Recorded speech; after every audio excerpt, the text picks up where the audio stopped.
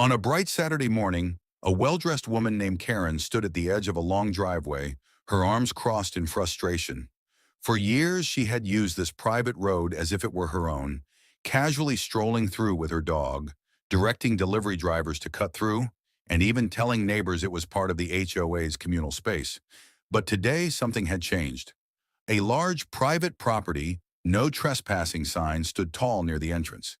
A sturdy new gate, locked and secured, prevented her from stepping onto the land she had long considered hers by default.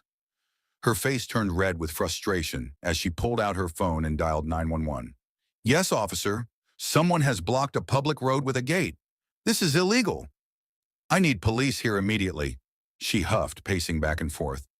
Inside the house at the end of the driveway, Marcus, a black man in his late 30s, sipped his morning coffee, watching the security camera feed with a sigh. He had expected this.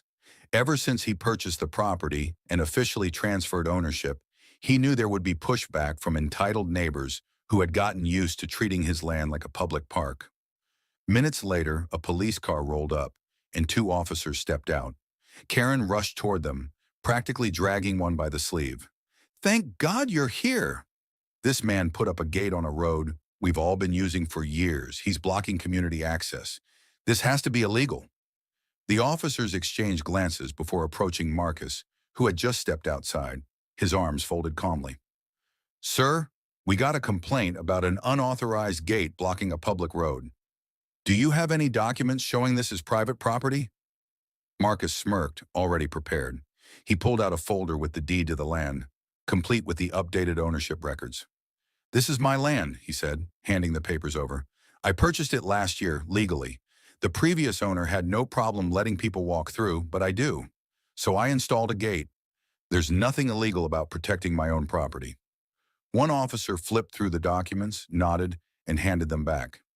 "Everything checks out. This is indeed private property. No law is being broken here." Karen's jaw dropped.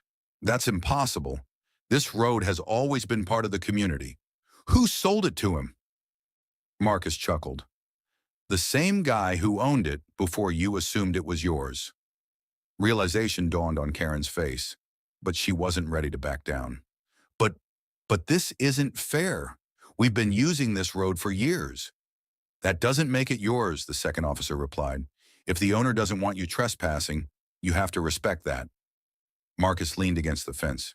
"If you wanted to use it, you could have bought it when it was for sale. But you didn't. So from now on, stay off my land." Furious and humiliated, Karen stomped away, muttering about speaking to the HOA board. But everyone, including the officers, knew she had lost this battle. Marcus simply smiled, enjoying the peace of finally owning land that no one could claim, no matter how entitled they felt.